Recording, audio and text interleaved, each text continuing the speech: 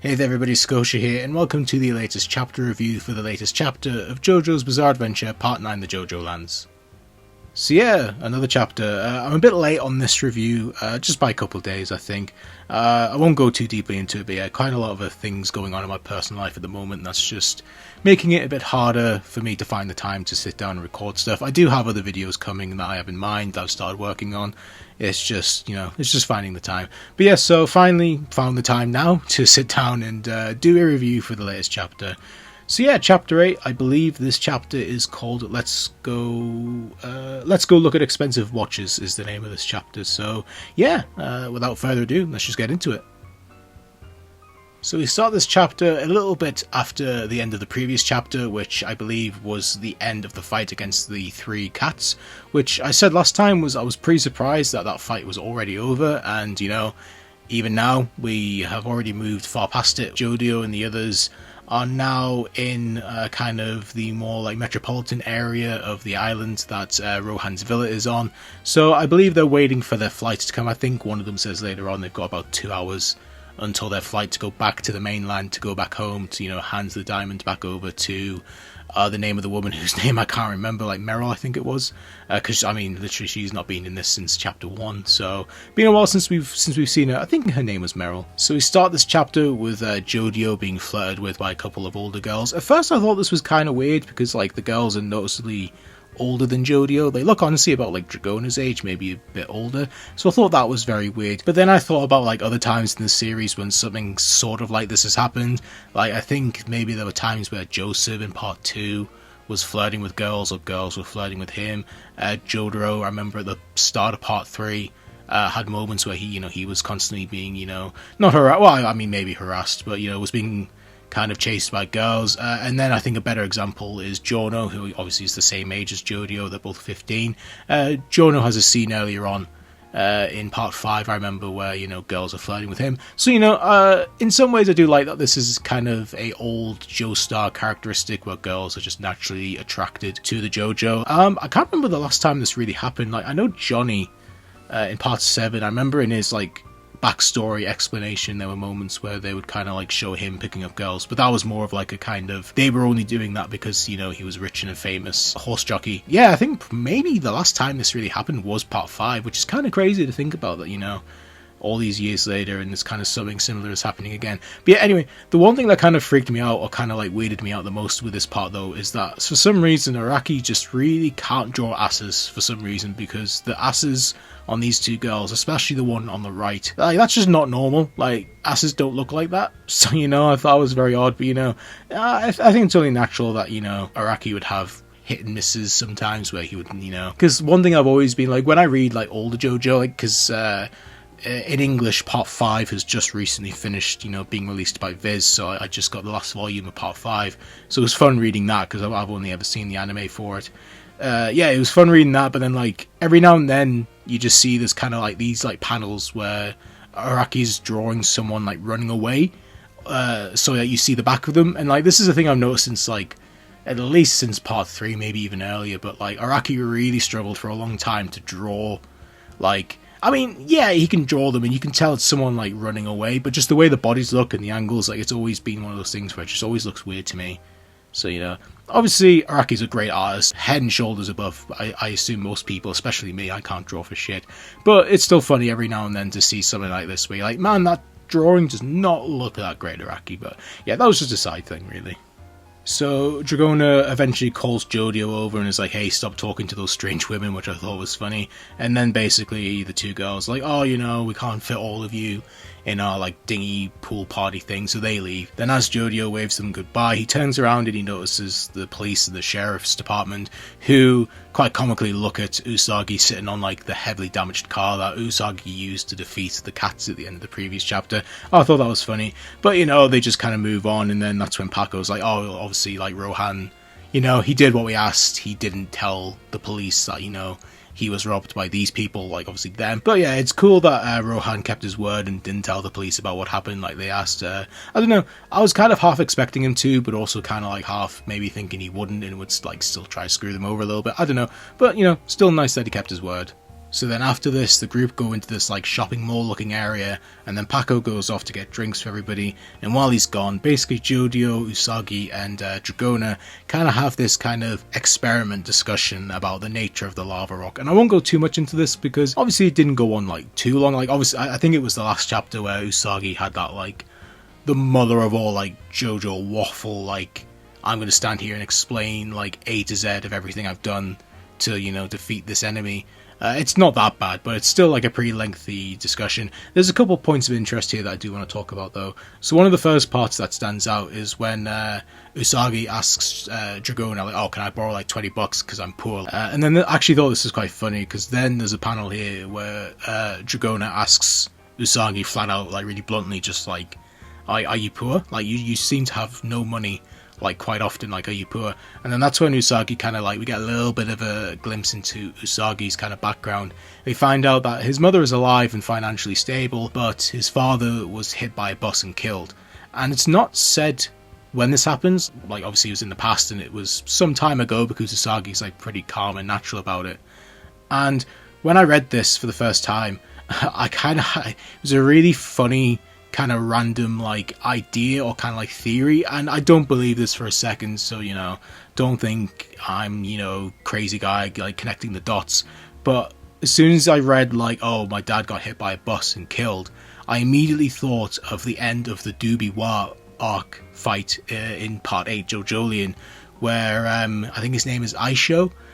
He gets hit by a bus because Tsurugi uses Paper Moon King to make Aisho see like cars and people as Jobin, and then that's when he gets hit by the bus and crumbles because he's a rock human. Side note, I really like that ending to that fight in part 8 is like one of my favourite like fight endings in the entire series. I love that. When I first read that like years ago when I was reading JoJoLand, I lost it at that. I thought that was so like such a amazing like ingenious way to end that fight.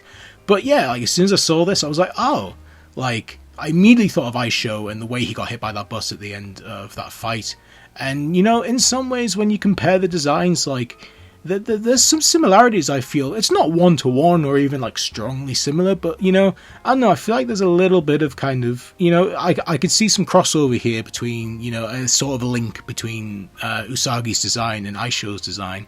So, you know, I'm not flat out saying, like, oh, I think Aisho is Usagi's father and Usagi is rock human or part rock human.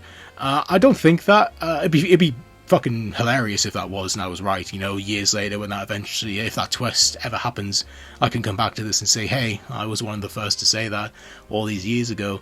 But yeah, just something, I just immediately thought of that and I was like, oh, it'd be funny if, like, that was Aisho, like Aisho, the rock human from part 8 was Usagi's dad and got hit by the bus, and like that was a reference to that.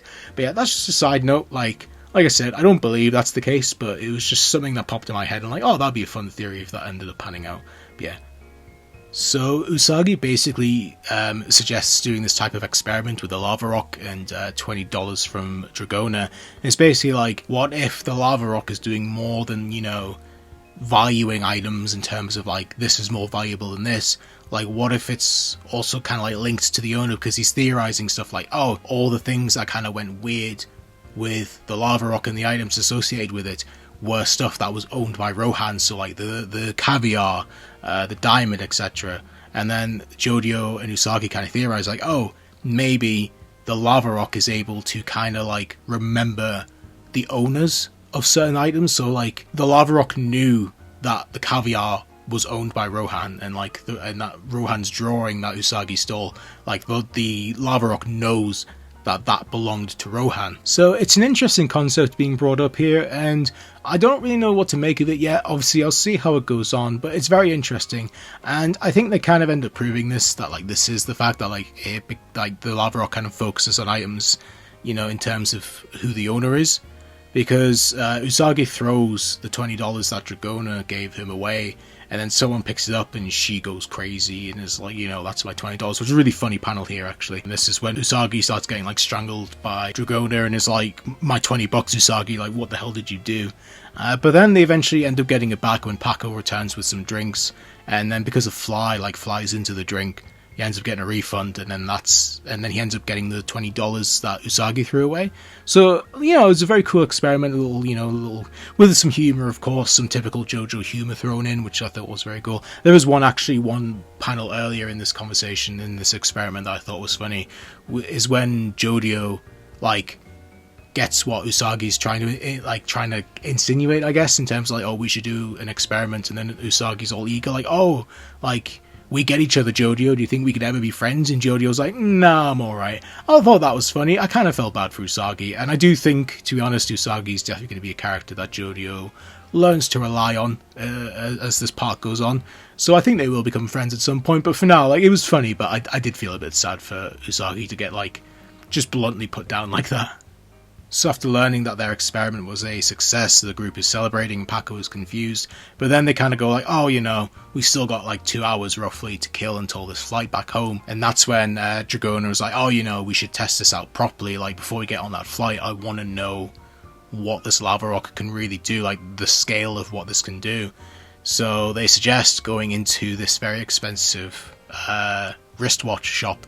And obviously this is where the title of this chapter comes in from. And I thought, you know, another little funny thing here with this group, I actually really like this group. I think I've said it before, but like, I really like the dynamic of this group and their interactions and how they decide things. It's very chaotic, kind of like Gen Z-ish type kind of humor to me, I guess. I was born in 1996, so depending on who you ask, I'm either millennial or I'm Gen Z. But personally, I feel like I'm in between both. Like, I get both sides. Like, I get, you know, millennial humor, and I kind of, not all Gen Z humor, but I can get some Gen Z humor, and just the behaviors and stuff, like, it's just very chaotic, just very kind of sort of just like, you know, just kind of crazy stuff from this group and the way they decide things and act on things. It's very fun and it's very enjoyable to see them interact, see them argue, and just something as simple as like deciding who goes into the watch shop, you know, I thought was very enjoyable to read and see how they decided that. And basically, you know, Dragona and Usagi be like, well, we can't take Jodio because no 15-year-old, you know, is really going to give a shit about a watch, so they're not going to, you know, buy that. And also, Paco, if you walk into that shop, they're going to immediately think you're going to be there to rob them, which I feel like is one of the few kind of acknowledgements in JoJo of like, yeah, this character design is fucking weird and would not fly in modern day society. Like, the fact most people, like, won't look twice at Paco, like, in general, walking down the street, is that kind of like thing you kind of have to just kind of, you know, suspend your disbelief with JoJo. Like, I think ever since like part 5, honestly, that's been a thing of like, normal people don't dress like this, but I get it, it's, you know, it's fiction and you can design your characters to stand out as much as you want. I get that, and, you know, I still get that here, like, from part 5 to 6 to 7, blah blah blah. But it's funny when, you know, rarely this actually gets acknowledged in terms of like, yeah, in this situation, your character design, Paco, is not going to work here. So basically that's how it's decided. Dragona and Usagi go into the watch shop, and Paco and Jodio stay outside. And I kind of like this split dynamic for a bit, you know, because, I mean, I'll kind of spoil it a bit now. This is pretty much this is the interlude kind of between the end, like, kind of summing up the end of the last fight and then leading into what is going to be the next fight. And I like that it's going to be split up, and not only do I like that it's going to be split up, I like the pairings for this one. I think Dragona and Usagi is going to be a very fun pair, and see how they handle their situation in the next chapters. And I'm also very excited to see how Jodio and Paco deal with their, you know, upcoming situations in the next following chapters. So yeah, just great stuff all around. I really enjoyed it. So in the middle of this, we actually get my favourite panel or page in this entire chapter, which is this shot right here of Jodio, Dragona, Usagi and Paco kind of milling about the outside the expensive watch shop. I don't know, I just really like this one. I think it gives a good kind of glimpse into the personalities of both this group individually and this group together. Just a really good shot here, and I definitely think, you know, when it comes to... I do expect this group to expand as things go on. I think for the most part this is going to be a foursome, like the main kind of cast of this part I think is going to be these 4 characters. But yeah, I do see at some point, you know, somebody else joining this group, maybe 1 or 2 more characters. You know, I think Rohan could definitely be one of those characters, but I don't expect that to happen if it does happen for a very long time, like way later in this part. I'm still holding out for Josuke Part 8 to at some point show up and maybe join the group. I think that would be very fun. I would very much like that if that happened. Feels like it's been a long time since we've had a previous JoJo come and help out the group in the next part. Literally, Jotaro in part 6 was the last time that happened, which is, you know, more than 20 years ago at this point. So it's definitely been a while, and, you know, I would very much like to see that happen here. I think Josuke, but, you know, a 10 years older Josuke kind of joining the group and kind of, I mean, not so much being the voice of reason, but just kind of being the seasoned veteran who's used to these sorts of things, who has, you know, if this ends up being something that involves rock humans or even the Saints Corps, I think Josuke being involved with that and kind of leading the group into that world, you know, into that side of the society that was so prevalent in Part 8, I think that'd be very fun, and I'd really like it. But for now, I really like this foursome. This is a really great group. I'm loving all of them. Yeah, so just great stuff. But yeah, I really like this panel. Definitely one of the better ones, I think, in this chapter. But then, unfortunately, we go from one of, you know, the best kind of shots of the group we've had so far to a page or a part of the page I really didn't like. So basically, as they've decided that this is going to be the order of things, like, you know, Dragona and Usagi are going in the watch shop, Paco and Jodio are sitting outside, Dragona takes the lava rock and puts it in their pocket, you know, to help them, you know, test this lava rock out more. But as they're doing that, we get a very sudden and honestly just jarring kind of jump into the kind of premise line that is said. Like, obviously for like part 8 it was like, sorry, part 7 it was like, you know, this is a story of how I learned to walk, so, you know, it's that sort of thing. For part 8 it was like, you know, this is a story of breaking a curse. And for part 9 it's, this is the story of one boy becoming incredibly rich. And yeah, this is just suddenly randomly dropped at this part, like right at the bottom of this page, while Dragona's like testing out, you know, like trying to sort out the lava rock and the diamond, you know, to help them use it in the watch shop. Just Jodio has this sudden, I mean, it might not be Jodio, it's probably the narrator, but yeah, just this really sudden, just like premise line drop. Like, I remember when JOJOLian like was wrapping up, I remember like when people who were reading it monthly at the time, when Yasuho at the end of one of the like final chapters was just suddenly dropped the premise line from the start, like, oh, you know, JOJOLian, this is the story breaking a curse, and people like, that was jarring. Oh, is this the end of it? This is even worse to me. This is even more jarring, because basically while this is going on, Jodio just has this thing of like, oh, this is the story, you know, of one boy becoming incredibly rich. And it's like, you know, the title drop, like the JoJoLands, so out of place to me. I really don't know why this was dropped here. I don't know the purpose of it. Jodio's kind of like glare here in the dark with the with, you know, the iconic JoJo onomatopoeia of, you know, the kind of menacing appearing around him. Really weird. I don't know what the point of this was. Maybe we'll find out later, but as of right now, this to me just felt really jarring. Was not a fan of this at all. I felt this really kind of made a noticeable kind of like bump in the kind of pacing of the chapter and just the overall atmosphere of what's going on. Because up to this point, it's been kind of jokey and chill and kind of like, oh, you know, we'll do this and then we'll try that, you know. And then just all of a sudden, just bam, it's just like, you know, menacing stare, menacing onomatopoeia, just the JoJoLands. This is very, very odd. One thing I do want to note, though, about this part as well is that it emphasizes once again like that this is the story of one boy becoming incredibly rich, and obviously that one boy is more than likely going to be Jodio. So, you know, emphasizing once again that, you know, this is just Jodio becoming rich, so maybe kind of hinting that by the end of this part, Jodio is going to be on his own. You know, like Paco, Usagi, Dragona, they're all either going to be dead or they're not getting the riches, you know, for whatever reason. So, yeah, like, I don't mind this kind of like menacing, you know, title drop and premise line, you know, but it just here feels like the wrong time for it. Wrong time, wrong place. I feel like this probably would have been better at the end of the previous chapter, like right at the end, after they beat the cats, maybe kind of like, you know, as a sort of Jodio asserting to himself, like, this is my story, like, I'm locked into this story of me becoming a boy who becomes incredibly rich. Dropping it here in the middle of this chapter for no real reason, very odd move. Yeah, not a fan of that at all. So I'm kind of just going to speed through this next like couple pages as we get to the end, because for the most part a lot of it is kind of the same, where basically Dragona and Usagi are going through the watch shop and they're trying to act inconspicuous but in typical kind of dysfunctional, I don't even know if I can just attribute this to JoJo as a whole or just these two chuckle fucks at this point, because this group is very disorganized, very kind of like tries to, you know, be this badass kind of criminal group, but just end up bumbling their way through things. Very funny line here where Usagi mentions like, oh, tries to like act cool to the shopkeeper and is like, oh, can I have a Polex? And the guy's like, don't you mean Rolex? Just dumb shit like that, which is funny. I did get a kick out of it. You know, like kind of like what I said earlier, like just this kind of chaotic Gen Z bumbling through JoJo, I think is so fun and is so different from everything we've had before. I'm really, really liking it. So after Dragona flashes the diamonds to kind of convince the watch shopkeeper to kind of like let them into the back room to see the more expensive stuff so that they can test out this lava rock, things go bad as, you know, suddenly the shopkeeper and the security lock up the shop and lock them in the room, and it's basically like, we know what you did, you can either like own up to it now and we'll go easy on you, or, you know, this is not going to end well for you. And like Dragona and Usagi are like very confused. Usagi's like, I don't know what's going on, but Dragona, I promise I didn't do anything. And then that's when it's revealed that the watch, one of the 3 watches on the table is missing. So now that's the pickle that Dragona and Usagi are currently locked in, is they're now being accused of stealing a watch, and as far as they know, they didn't steal it.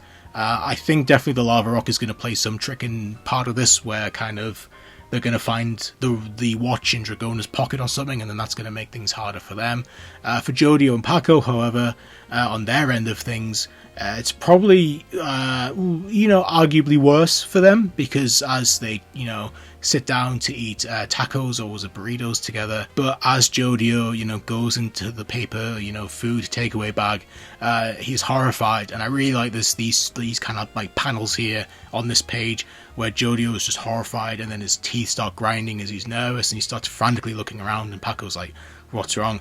And then Jodio is like, this is a warning, like, we were dumb, we didn't think about this, like, we were followed in the forest, or the jungle, these cats that we fought in the last chapter and beat, they weren't strays. Now we have to deal with the owner, because the owner is now here and he's coming for the lava rock. And then that's when Paco's, confused and looks in the bag, and then he starts screaming, and then that's when it's revealed that inside the paper bag somehow is not food, but the severed heads of the 3 cats that they beat in the last chapter, and they've somehow been thrown into the bag. This is a warning of that Jodio is theorizing from the owner of the cats. And then that's where things are left off, because Paco's freaking out, Jodio's hunkering down, he's looking around to see who, where I was going to say Stan user, but then correct myself, because we don't know if this is a Stan user. This is pretty obviously a Stan user at this point. It's pretty obvious in JoJo. This is the start of the next Stan fight. And yeah, that's where the chapter ends, so I'll kind of quickly go into my closing thoughts here. So I'll keep this brief, because as you can no doubt tell, my throat's starting to go a bit kind of hoarse here from all this talking. I haven't talked like this in quite a while, about a month to be honest, since the last JoJo chapter. But yeah, that's the end of chapter 8. It took me a while, I only read this chapter about an hour before I started recording this video review. I don't really know why. I really wasn't that bothered about reading the chapter straight away, which is kind of rare, because for the other chapters, I read them within the hour they come out, because it's oh cool, new JoJo chapter. But this time I really wasn't that bothered to jump on it, and I did read, I kind of skimmed through a synopsis of this chapter, and it didn't sound that interesting, so it's kind of I'll get around to it eventually. But no, I actually really enjoyed this chapter. Again, just more cool stuff with this group, seeing them interact with each other, is always welcome, is always appreciated by me. We've now left on a pretty good cliffhanger, unfortunately, or perhaps fortunately for me. JoJoLands is on hiatus next month, so next month in October there will not be a video chapter review, because there will be no chapter. So you will hear me talk about JoJoLands again in November. So yeah, it's sad, it's a shame. Obviously, I think it is commendable that Araki, has lasted this long, 9 months roughly, since, starting the JoJoLands, 8-9 months without a break, especially at his age, I think is pretty good. I'm obviously not saying he's old and decrepit, but he is slowing down. This very well could and probably should be the last JoJo part, so, if he wants to take his time, he wants to take his time. It's still a bit of a bummer, but I'm not that bothered. For me, though, it gives me a break. Means, I can have roughly 2 months without having to worry about, oh shit, I've got to come on and record and do a chapter review. I still enjoy doing these, but yeah, just at the moment for me personally, personal life-wise, it's not a good time really. This moment here talking is kind of the best 5 minutes I've kind of had to, or 25, I've had to sit down and, you know, record all this. So I'm definitely looking forward to that, this break. You know, I think it'll be good for me. Hopefully by the time we get to November and then get the next chapter, hopefully things will be better for me, that I can, you know, be a bit more kind of, be in a better place enough to do it. But, you know, I won't go too much into it, like I said. Not the best time to talk about it yet. But yeah, that was the chapter. I really enjoyed it. Like I said, really interested in seeing where things go for both groups. Definitely interested in seeing how Dragona and Usagi get out of this one with the watch shop. But yeah, I'll leave things here. I've rambled and blubbered enough. So thank you all for watching if you have. Like I said, no chapter review next month, but in November we'll be back. Hopefully I'll be back and better than ever to get it done. But yeah, until then, thank you for watching, and I shall see you all later. Goodbye.